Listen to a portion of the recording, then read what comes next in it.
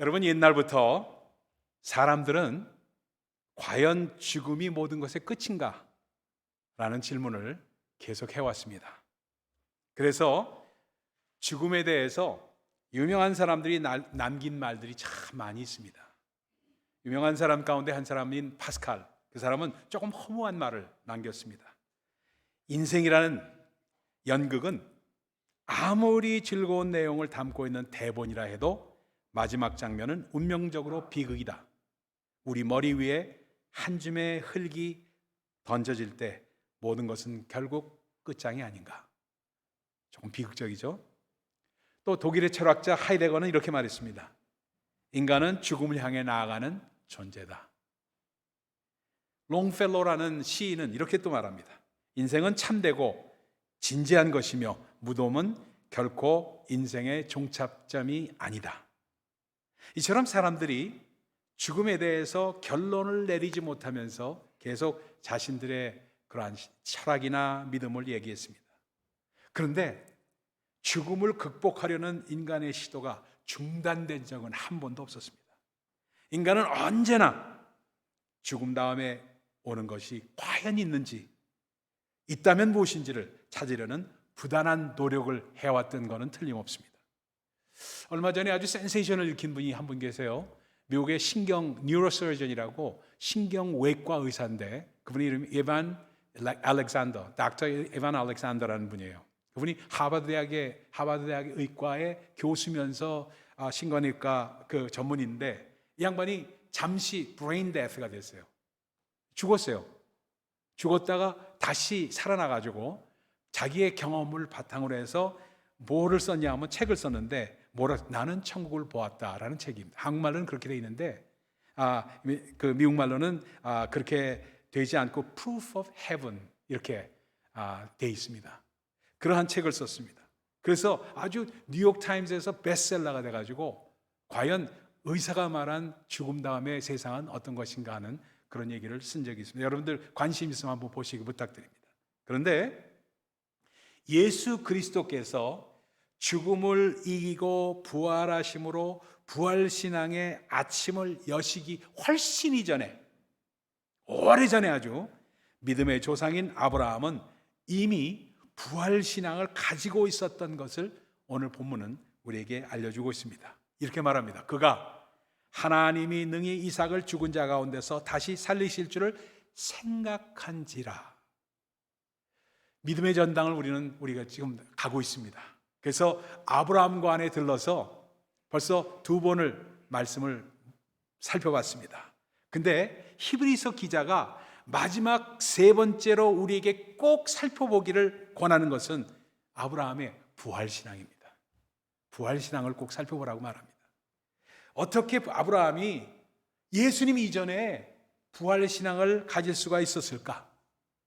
그의 부활신앙은 도대체 무엇을 근거로 한 그러한 신앙인가? 오늘 세 가지로 살펴보기를 원합니다. 첫 번째입니다.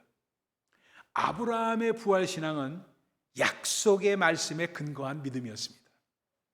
되풀이되는 이야기입니다. 항상 되풀이되는 이야기예요.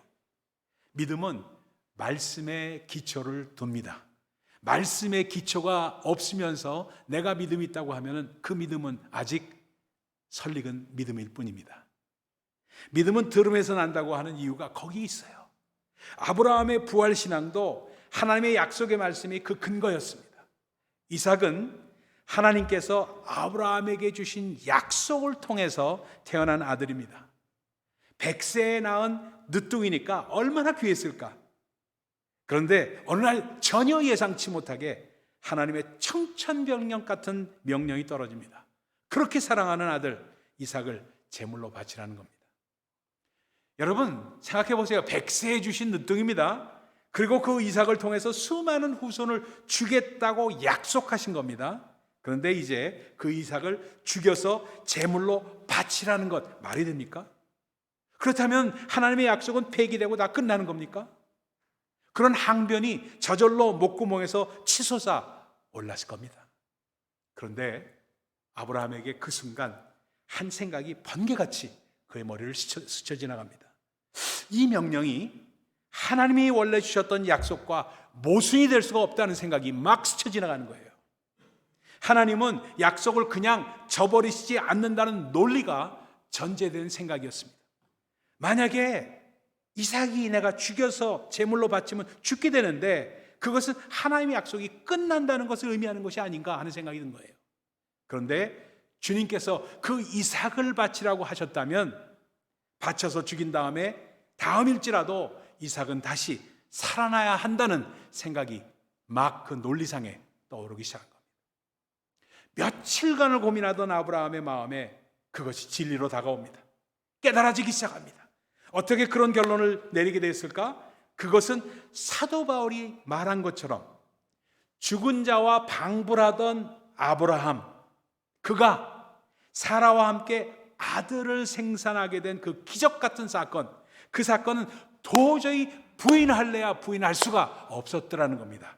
그래서 사도 바울은 아주 딱 특정해서 말합니다. 죽은 자와 방불했던 아브라함이라고 아주 특정해서 말합니다. 자기 몸으로 직접 체험했던 사건이었기 때문이었습니다. 여러분, 여기서 신앙에 있어서 체험이 얼마나 중요한지를 우리에게 말씀을 하고 있습니다. 그것이 사도 바울이 말씀한 아브라함이 하나님이 미쁘신지를 알았더라는 말씀의 설명입니다. 그래서 아브라함은 약속의 말씀에 근거하여 하나님이 이삭을 다시 살리실 것을 확신하게 된 겁니다. 아브라함이 이삭의 부활을 믿고 있었다는 것을 창세기를 찬찬히 읽어보면 금방 알 수가 있습니다. 창세기 22장에 보면 이런 장면이 나옵니다. 아브라함이 이삭을 모리아산으로 데리고 갈 때 그냥 이삭만 데리고 간 것이 아니라 종들도 따라왔습니다. 그러면서 종들에게 이렇게 말합니다. 창세기 22장 5절의 장면입니다. 너희는 나귀와 함께 여기서 기다리라. 그러니까 산 언덕 그 밑바지에 있었겠죠. 너 여기서 기다려. 내가 아이와 함께 저기 가서 예배하고 너희에게로 돌아오리라 하고 말씀합니다. 이건 마치요. 여러분 영화 터미네이터 보셨죠? 터미네이터 영화 보셨죠? 뭐 그런 영화 좋아하시지 않는 분들은 모르시겠지만 터미네이터 영화를 보면 아놀드 슈와르츠네거가 뭐라고 해요? I'll be back 하죠. 저는 이거 읽으면서요 I'll be back이 그렇게 막 생각이 나는 거예요. 그 외치던 장면을 연상시키던 장면이 바로 이 장면이었습니다. I'll be back 하면서 나온 거예요. 근데요 너희에게로 돌아오리라 했던 그 말씀을 말입니다. 다른 사본을 찾아보면 다르게 나와요. 어떻게 나오냐? 기가 막힙니다. 우리가 너희에게로 돌아오리라. Will be back입니다. Will be back. I'll be back이 아니라 will be back이에요. 그러니까 그렇게 이렇게 갖고 있으니까 아브라함은 이삭을 제물로 바치러 산으로 올라가면서도 우리는 다시 돌아올 것이라고 말한 것입니다. 왜입니까? 부활 신앙을 확신하고 있었기 때문에 그렇습니다. 그래서 히브리서 11장에 나오는 믿음의 사람들이 보여주는 것처럼 참된 믿음은 말씀의 기초 위에 세워지는 것입니다. 반복되는 말씀입니다. 성경을 믿으니까 부활을 믿는 것입니다. 부활을 믿지 못하는 사람들은 대개 성경을 믿지 못하는 사람들입니다. 성경은 분명히 부활을 약속하고 있습니다. 예수님도 나는 부활이요 생명이니 나를 믿는 자는 죽어도 살겠고 살아서 나를 믿는 자는 영원히 살 것이라고 말씀하셨습니다. 성경을 신뢰할 수 없다고 말하는 사람들은 대개 성경을 제대로 읽지 않은 사람들입니다. 전도할 때 성경 이야기를 하면은 어떤 사람들은 성경을 읽지 못하겠다고 탁 거절합니다. 그런 사람들을 만날 때는 꼭 이렇게 한번 질문해 보십시오. 그럼 성경에서 믿지 못하시는 내용이 무엇인지 요약해서 말씀해 보십시오 하면은 대답을 못합니다. 그러니까 자기가 뭘 못 믿는지를 모르면서 못 믿겠다고 이야기하는 것입니다. 사람들은 성경에 나오는 부활이나 창조나 동정녀 탄생이나 오병이어의 기적이나 무리를 걸은 사건이나 그런 기적들은 말이 안 된다고 말하면서 참 이상한 것들은 믿어요. 뭔지 아십니까? 무슨 중요한 일하고 가게 오픈하거나 그렇죠? 사업 시작할 때 돼지머리 갖다 놓고 그것도 그냥 돼지는 안 돼요. 웃는 돼지래야 됩니다. 웃는 돼지 찾아서 갖다 놓고 그 코에다 돈까지 쑤셔놓고 거기다 절을 합니다. 그죠? 보셨죠? 그런 거. 사람들은 성경에 나오는 그런 것들 정말로 그렇게 하면은 그 사람들은 일이 잘 풀릴 것이라고 믿는 것인지 의문이 갈 뿐이에요. 확률적으로 따져본다고 하더라도 전문가가 확률을 계산해서 성경에 나오는 기적을 믿는 것이 그런 것들을 믿는 것보다 돼지 머리에 돼지 콧구멍에 돈을 쑤셔넣는 것보다 더 확률이 더 높을 겁니다. 그렇죠? 여러분 중에 혹시라도 성경에 기록된 기적 사건들이 믿어지지 않는 분들이 계십니까? 만약 그렇다면 성경을 아직 제대로 읽어보지 않았기 때문에 그렇습니다.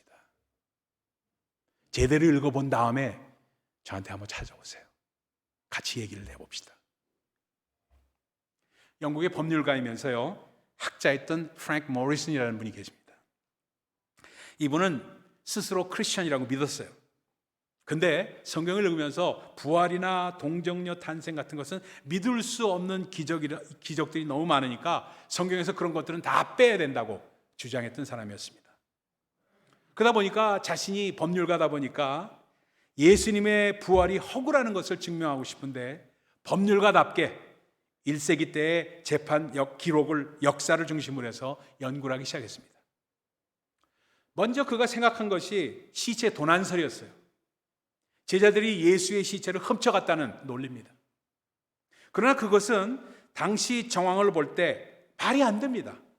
예수님이 잡혀 죽으실 때 제자들은 무서워서 다 도망갔는데 며칠 지나지 않아서 11명이 모두 일사불란하게 한치 오차도 없이 움직여서 시체를 훔쳐갔다는 것은 논리적으로 말이 성립이 되질 않습니다. 재판정에서 그런 논리가 되질 않습니다. 그래서 다음으로 생각했던 것이 기절설이었어요. 예수님이 십자가에서 죽은 것이 아니라 사실은 기절을 한 것인데 무덤에 넣어놓으니까 새벽이 와서 차가운 공기에 애취하고 재채기를 하면서 깨어났다는 그런 주장입니다. 그러나 그것도 십자가가 뭔지를 잘 모르는 그러한 말입니다. 역사를 통해서 보니까 로마의 십자가형에 살아난 사람은 단 한 명도 없었습니다. 그 정도로 십자가형은 끔찍한 형벌이 십자가였습니다. 인간을 가장 고통스럽게 만들면서 가장 천천히 죽게 만드는 처형 방법이 십자가였습니다. 왜? 물과 피를 다 쏟은 후에야 죽게끔 해서 십자가에서 내려놓기 때문에 그랬습니다. 그래서 로마 시민들에게만큼은 이 십자가형을 가하지 않는 법률을 따로 만들었을 정도였습니다. 그러니까 차라리 단칼에 목을 베는 것이 더 자비를 베푸는 것이라고 생각했기 때문에 그렇습니다. 이렇게 여러 가정을 해봤지만 예수는 정말로 부활했다는 것을 인정하지 않을 수가 없었습니다. 그래서 그 사실을 받아들여서 모리슨은 참된 크리스천이 되었고 자기가 연구한 경험을 통해서 책을 쓰게 됩니다. 그 책이 바로 Who Moved the Stone이라는 책입니다. Who Moved the Stone? 누가 돌을 옮겼는가라는 책인데 겉표지에 뭐라고 써놨냐면은 원래는 쓰기를 거부했던 책이라고 써놨어요. 그런 부제가 붙어 있어요. 지금도 여러분 한번 아마존 들어가서 보세요. 보시면은 베스트셀러 중에 하나로 지금도 나오는 책입니다. 1930몇 년도에 나온 책인데 아직도 많이 읽혀지는 그런 책입니다. 그리고 그 책을 뉴욕타임스 기자 출신인 리 스트로벨이라는 목사님이 계세요. 유명한 목사님이죠. 그 목사님이 아주 강추하는 책입니다. 요즘도 강추합니다. 성경의 모든 약속은 역사를 통해서 한 번의 오류도 없이 이루어졌습니다. 예수님이 말씀하신 대로 성경 말씀은 천지가 없어져도 없어지지 않는 말씀입니다. 그런데 그 성경 말씀이 예수님의 부활을 증거하고 있습니다. 그뿐 아니라 우리 자신의 부활도 약속해주고 있습니다. 그래서 우리는 흔들릴 수 없는 성경의 약속의 근거에서 부활을 믿는 사람들입니다. 그래서 우리가 부활의 증인이라고 말하는 이유가 거기에 있는 것입니다. 두 번째입니다. 아브라함의 부활 신앙은 시련을 극복하는 믿음이었습니다. 아브라함이 부활 신앙을 가진 것은 그의 삶 속에 시련을 극복한 믿음으로 나타났습니다. 아브라함에게 사랑하는 외아들 이삭을 바치라는 명령은 가장 혹독한 그런 시련이었습니다. 설사 사랑하지 않는 그러한 아들일지라도 아들을 희생시킨다는 것은 정말 끔찍한 일이 아닐래야 아닐 수가 없습니다. 그런데 이삭은 아브라함의 사랑하는 아들이었습니다. 여러 명의 자녀가 있어도 한 명을 희생하는 것은 어려운 일입니다. 어떤 분이 5명의 아들이 있던 분이 계셨어요. 근데 이분이 아들이 5명 있으니까 친한 친구가 있는데 자녀가 없어. 그러니까 친한 친구에게 자녀가 없으니까 친구에게 찾아와서 하나들만 양자로 달라고 부탁을 했습니다. 요즘엔 그런 사람 없지만 옛날만 해도 그런 사람이 많았습니다. 그는 친구와 의리도 있고 해서 또 5명 중 1명을 주는 것은 그렇게 큰 어려운 일이 아니라고 생각이 들었습니다. 그래서 집에서 와가지고 아버지가 어떤 아들을 줄지 생각을 해봤습니다. 근데 장남을 생각해 보니까 아무래도 장남은 장남이니까 줄 수가 없다는 생각이 들었습니다. 둘째 아들 딱 생각해 보니까 둘째 아들이 제일 똑똑해. 그러니까 이놈은 또 줄 수가 없어. 셋째 아들 딱 보니까 셋째 아들은 늘 몸이 아파 얘가. 그러니까 그런 아픈 애를 보낼 수는 없다는 생각이 또 드는 거예요. 넷째 아이는 제일 잘생겼어. 제일 미남이에요. 그러니까 미남이니까 안 되겠다는 생각이 든 거예요. 그럼 막내 아들까지 보니까 막내니까 차마 못 주겠다는 얘기예요. 그래서 도저히 줄 수 있는 아들이 하나도 없다라는 결론에 도달을 합니다. 근데 여러분, 이삭은 딱 한 명인 외아들이었습니다. 자신의 아들이 남의 손에 죽는 것도 견디기 어려운 그러한 비극인데 아브라함은 지금 자기 손으로 아들을 죽여야만 했습니다. 이러한 아브라함의 시련은 인간이 상상할 수 있는 비극이 아닙니다. 상상할 수 없는 거예요. 게다가 함께 산으로 올라가서 가면서 이삭이 묻습니다. 본문에 나와요. 창세기 22장에요. 아버지, 불과 나무는 제가 지우고 가는데요, 도대체 번제할 어린 양은 어디 있습니까? 하고 묻는 장면이 나옵니다. 그때 차마 너를 바칠 거야 이놈아, 이 말이 안 나가는 거예요. 이 말 어떻게 합니까? 그렇죠? 그렇게 말하지 못하는 아브라함의 마음이 얼마나 찢어졌을까? 그런데 아브라함이 이 극심한 어려움을 극복하게 해준 것이 바로 부활신앙이라는 겁니다. 아버님, 하나님께서는 내 아들이 죽으면 다시 살리실 것이다 하고 믿은 거예요. 그게 오늘 본문의 18절로 19절의 말씀입니다. 이 말씀은 굉장히 중요하기 때문에 우리 한번 같이 읽도록 하겠습니다. 18절 19절입니다. 시작. 그에게 이미 말씀하시기를 내 자손이라 칭할 자는 이삭으로 말미암았으리라 하셨으니 그가 하나님이 능히 이삭을 죽은 자 가운데서 다시 살리실 줄로 생각한지라 비유컨대 그를 죽은 자 가운데서 도로 받은 것이니라. 그런데 그렇다면은 하나님은 왜 이러한 시험을 주시는 것일까? 아브라함을 괴롭히려고 그랬을까? 결코 아닐 겁니다. 아브라함이 이삭을 향해서 칼을 들었을 때 아브라함아 아브라함아 급히 부르시는 장면이 나옵니다.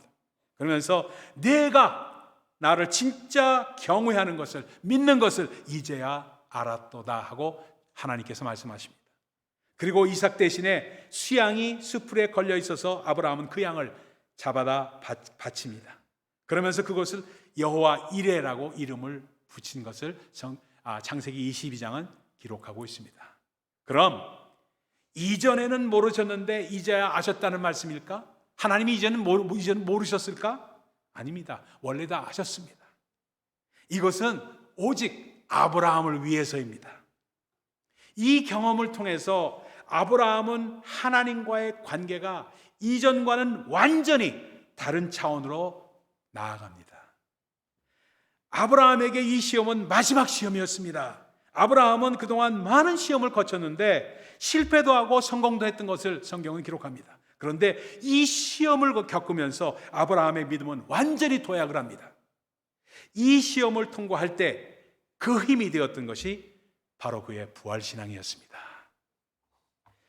그런데 이 부활신앙은 단지 내가 죽으면 천국 가고 나서 그 다음에 부활한다, 그러한 미래의 소망을 주는 것이 아니었습니다. 더 중요한 것은 지금 우리의 삶에서 용기 있는 결단을 하고 살아야 할 때 그 힘을 주는 것이 바로 부활신앙입니다. 부활을 정말 믿는 사람은 정직할 수밖에 없습니다. 타협할 수가 없어요. 타협하고 싶어도 타협이 안 돼요. 불의에 대한 유혹이 올 때 부활신앙을 가진 사람은 그것을 물리칠 수가 있습니다. 그러나 부활신앙이 없으면 타협을 하게 되고 또 타락하게 됩니다. 지금 이 세상에서의 삶이 전부이니까 타협할 수밖에 없어요. 심지어 타락하게 됩니다. 그러나 죽음을 넘어선 부활신앙을 가진 사람은 어떠한 어려움 앞에서도 절망하지 않습니다. 하나님은 당신의 자녀들이 온실 속에서 화초처럼 나약하게 자라기를 원치 않습니다. 저희 집사람이 저희 집에 앞에 윈도우 앞에 화초들을 놓고 기릅니다. 가드닝을 방에서 하니까 그건 좋다고 생각하면서 그냥 보고 있지만 저는 화초에게 불쌍히 여깁니다. 불쌍하게 여겨요. 왜냐하면요, 밖에 나가서 키워야지 안에서 키우면요 온실에 자란 화초들은 연약할 수밖에 없습니다. 저는 그렇게 생각하는 사람입니다. 애들 키워도 조금 이렇게 군대도 보내고 좀 어려운 일도 당하고 선교도 보내고 해야지 맨날 화초에 있는 놈처럼 죄송합니다. 그렇죠? 그렇게 키워봐야 안 돼요. 정말 고생도 해봐야 애가 될성 싶은 나무가 됩니다. 야생화처럼 힘있고 건강한 꽃으로 자라기를 원하십니다. 하나님은 그 자녀들에게 폭풍과 비바람을 허락하십니다. 하나님은 자녀들이 그저 소꿉장난이나 하면 노는 유치원생처럼 살기를 원하지 않으십니다. 여러분, 교회도 마찬가지예요. 소꿉장난이나 하는 놀이터가 되어서는 안 되는 이유가 거기에 있어요. 소꿉장난만 하려고 하면은 우리끼리끼리만 되는 거예요. 그 끼리끼리 하지 말라는 겁니다. 조금 터프하게 어려운 일도 겪고 낯이 나누고 딴 사람도 만나서 악수도 하고 좀 그래야 되지 않느냐 하는 것이 우리 주님의 마음입니다. 위험과 죽음이 있는 전선에서 폭탄이 날아오고 총알이 빗발치는 상황에서도 그 밑으로 포복하면서 나아가 싸우는 용감한 그러한 전사가 되기를 원하신다는 겁니다. 지난번에 제가 섬기던 교회에서는 옛날 한참 그 이락 전쟁이 막 일어날 때입니다. 그래서 군대에 간 그 자녀들을 우리 미군에 보낸 그 자녀들을 있는 부모들이 몇 명 있었어요. 그래가지고 이락에 파병이 됐습니다. 그거 갖고 얼마나 기도했는지 모릅니다. 좀 총알 바지 되는데도 나가보고 그러다 돌아가시라는 얘기 아닙니다. 여러분 잘못 생각하시면 절대 안 돼요. 그러나 그러한 어려움을 거쳐야지만 더 튼실한 그러한 전사가 된다는 것을 말씀합니다. 하나님은 자녀들이 그저 잔잔한 연못에서 물놀이나 즐기는 정도를 원하지 않으십니다. 거센 바다의 풍랑과 파도를 헤치면서 넓은 바다를 건너가는 선장이 되기를 원하십니다. 그래서 물결과 파도를 보내실 때도 있어요. 하나님은 시련을 주실 뿐만 아니라 그래서 시련을 이길 수 있는 힘도 주신다는 것을 우리에게 말씀합니다. 예수님이 죽음의 권세를 이기시고 부활하신 것은 그것도 중요하지만 예수님께서 역사할 그러한 부활의 능력만 중요한 것이 아닙니다. 성경은 바로 그 부활의 능력이 지금 우리 삶 속에서도 역사할 수 있다고 알려주고 계십니다. 우리를 죽음에서 생명으로 옮기실 수 있는 부활의 능력이 오늘 우리가 당하는 어려움과 절망으로부터 우리가 이기도록 하는 능력이 된다고 말씀하고 있습니다. 옛날에도 그랬듯이 특히 이 시대는 아주 힘이 중요한 시대입니다. 그런데 이 시대에 가장 강력한 힘이 여러분 무엇이라고 생각하십니까? 역사를 통해서 가장 무서운 힘은 바로 죽음의 힘입니다. 죽음을 두려워하지 않는 사람이 누가 있겠습니까? 죽음의 공포가 없이 사는 사람이 있습니까? 그래서 죽음은 성경은 이렇게 말합니다. 죽음이 왕 노릇 했다라고 말씀하고 있습니다. 죽음이 인간을 지배한다는 뜻입니다. 그런데 죽음은 부자나 가난한 자나 가리지를 않습니다. 죽음은 권세 있는 자나 없는 자나 모두 위험합니다. 그런데 죽음보다 더 강력한 파워가 있다는 것입니다. 그것이 바로 부활의 능력입니다. 아멘. 여러분 크게 한번 아멘 합시다. 아멘. 아멘. 예수 그리스도께서 죽음의 결박을 끊고 부활하신 순간 죽음보다 더 무섭고 강렬한 힘이 있다는 사실이 역사 속에서 증명이 되었습니다. 그 부활의 파워를 깨달은 사도 바울이 이렇게 외칩니다. 사망아, 너의 승리가 어디 있느냐? 너의 쏘이는 것이 어디 있느냐? 네 쏘는 것이 어디 있느냐? 그 우리 주 예수 그리스도로 말미암아 우리에게 이김을 주시는 하나님께 나는 감사하노라. 부활이라는 단어는 신약 성경이 쓰인 헬라어 원어로서 다시 일어남, 일어섬이라는 뜻입니다. 그래서 부활 신앙을 가지게 되면은 다시 일어섭니다. 부활 신앙을 갖자마자 병자들이 다시 일어납니다. 절망의 자리를 박차고 일어납니다. 어두움 속에 절망하던 사람들이 다시 활기를 찾습니다. 부활의 능력은 우리 삶 속에서 새로운 힘을 주어서 어려움을 극복하게 해주는 것입니다. 여러분 성경을 통해서 잘 알잖아요. 겁쟁이였던 베드로였습니다. 그가 어떻게 변화됐습니까? 작은 여자아이가 당신도 저 사람들과 같이 있었어 하면서 빌라도 법정 앞에서 그러니까 그 뭐라 그래요? 그것이 사실이 아닌 것도 아닌데 그걸 부인하잖아요. 그러면서 3번이나 부인을 하는 장면이 우리 성경에서 목격하잖아요. 그런 베드로였었는데 바로 그 예수님을 잡아 죽인 종교 지도자들이 불러서 그 이름을 가르치지 말라고 위협을 했을 때 사도행전에서 어떻게 나타납니까? 하나님 앞에서 너희의 말을 듣는 것이 하나님의 말씀을 듣는 것보다 옳은가 판단하라. 그 사람들이 볼 때 이 사람 겁대가리 없네 이랬을 거야 아마. 겁대가리 없는 말을 정말 요즘 말로 한다면 애들 말로 한다면 그렇죠. 그런 말을 막 할 수 있는 담대함이 어디서 온 겁니까? 부활의 능력입니다. 어떻게 겁쟁이가 이렇게 담대한 사람으로 변합니까?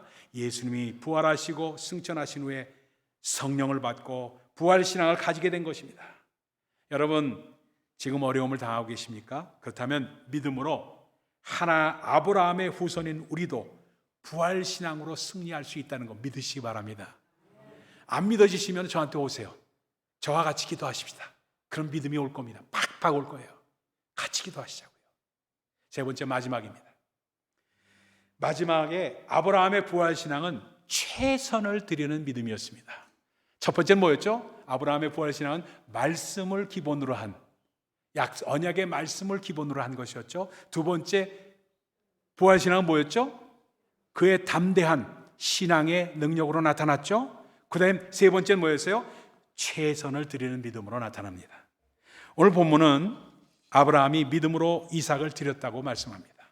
그런데 이삭은 아브라함에게 있어서 자신의 모든 것이었습니다. 자기 생명이었어요. 그러므로 이삭을 바쳤다는 말은 자신의 생명을 바쳤다는 말과 동일합니다. 그가 그렇게 할 수 있었던 이유가 뭡니까? 부활신앙 때문이었습니다. 지금 바치는 것이 잃어버리는 것이 아님을 그는 알았던 거예요. 그것은 무모한 낭비가 아니라는 겁니다. 그것은 거룩한 낭비요 위대한 헌신이라는 것을 알았던 거예요.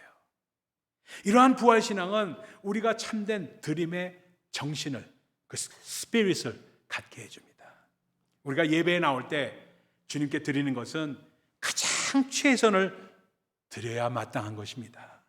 우리의 시간과 우리의 재물과 우리의 달란트 중에서 가장 귀한 것을 뚝 잘라서 드리는 것이 왜 그렇습니까? 부활을 믿기 때문입니다. 그 부활이 없다면 우리의 드리는 것이 헛된 것일 뿐이에요. 아무것도 아닐 수 있어요. 만약 아브라함이 이 세상에서의 삶이 전부라고 생각했다면 이삭을 바칠 수 있었겠습니까? 안 됩니다.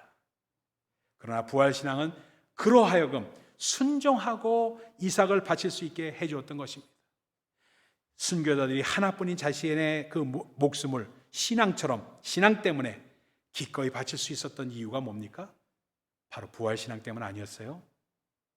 그들은 부활신앙 때문에 신앙을 타협하면서 목숨을 절대로 구걸하지 않았던 것을 볼 수가 있어요. 초대교회 역사를 보면 많은 역사가 나오는데 그 중에서 아주 기록에 남아있는 것 중에 하나를 소개한다면 이그나시어스라는 그 교부가 한 사람이 있었습니다. 처치 파더죠. 그가 그 로마 황제의 박해로 사형이 확정이 되었습니다. 그때 많은 사람들과 또 믿지 않은 사람들은 그 중에서 아주 존경하던 사람들까지 합재해서 그를 살리려는 구명운동을 전체적으로 벌였습니다. 왜냐하면 그 당시에는 그 로마 황제 시저 그 밑에 있는 사람들조차도 집정원 사람들조차도 예수를 믿는 사람들이 가끔 생겨나기 시작했으니까 전부 구명운동을 한 겁니다. 그때 조금만 자신의 신앙을 타협하고 양보하면은 살 수 있는 길이 열리는 분위기가 형성이 됩니다. 그러나 그때 이그나시어스는 제자들에게 뜻밖의 말을 합니다. 이렇게 말합니다. 여러분, 제발 저를 살게 해달라는 구명운동은 중단해 주시기 바랍니다. 저로 하여금 저의 최선을 주님께 바칠 수 있게 해 주십시오 하고 얘기했던 것이 기독교 역사 기록에 남아 있습니다. 그가 바치기를 원했던 최선의 것은 바로 그의 생명이었습니다. 여러분, 우리는 무엇을 드리고 있습니까? 한번 생각을 해보셔야 됩니다. 우리가 드리는 헌금, 우리가 드리는 시간, 우리가 드리는 헌신, 모든 것을 통틀어서 한번 생각을 해봐야 됩니다. 하나님이 지나친 요구를 하신다고 여러분 생각하십니까? 그렇다면 다시 한번 생각하셔야 됩니다. 아브라함이 외아들을 바친 것처럼 하나님 아버지도 외아들 예수 그리스도를 보내시고 우리를 죄에서 해방시키기 위해서 십자가에서 우리를 위해서 죽게 하셨습니다. 그리고 또한 우리를 의롭게 하시기 위해서 능력으로 부활하게 하셨습니다. 정리합니다. 자, 마지막으로 정리해서 우리가 딱 컴팩트하게 받아들입시다. 성경은요, 창조를 믿는 신앙, 창조신앙을 제일 먼저 이야기합니다.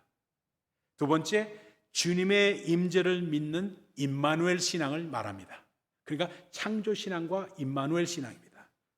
그리고 세 번째는 주님이 우리를 우리의 구원을 위해서 십자가에 달려 돌아가신 것을 믿는 십자가 신앙입니다. 그렇죠? 첫 번째 창조신앙, 두 번째 임마누엘 신앙, 세 번째 십자가 신앙입니다. 그리고 우리의 부활을 믿는 부활 신앙을 말씀하고 있습니다. 그러니까 네 가지입니다. 이게 축이에요. 다시 첫 번째 뭐였죠? 창조 신앙, 두 번째 임마누엘 신앙, 세 번째 십자가 신앙, 네 번째 부활 신앙. 다시 한번 시작.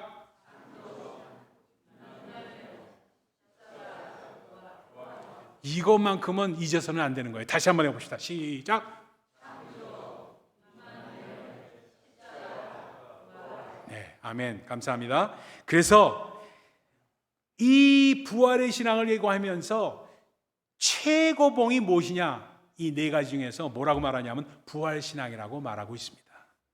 왜 오늘 저는 이 말씀을 여러분에게 드리고 있습니까? 마지막 정리해서 말합니다. 왜 이 말씀을 드리고 있어요? 부활절도 아닌데 왜 이 말씀을 드리고 있습니까? 오늘 본문에서 정말 우리 믿음의 전당을 가면서 아브라함 신앙에서 나오기 때문에도 말씀을 드립니다만, 이제 우리의 신앙이 안일함에서 벗어나 한 차원 더 높은 곳으로 가야 하지 않겠습니까? 어떻게 가능한가? 1년에 한 번 하는 부활절 축제에서 벗어나서 삶 가운데 부활을 믿는 부활 신앙으로 나아가야만 합니다. 이제 신앙의 전당 중에서 아브라함관에서 보고 끝나는 것이 아니라 우리 삶 가운데 부활의 신앙이 온전히 자리 잡고 나타나는 강력한 믿음에 가득한 가족이 되시기를 예수 그리스도 이름으로 축원을 드립니다. 기도하겠습니다.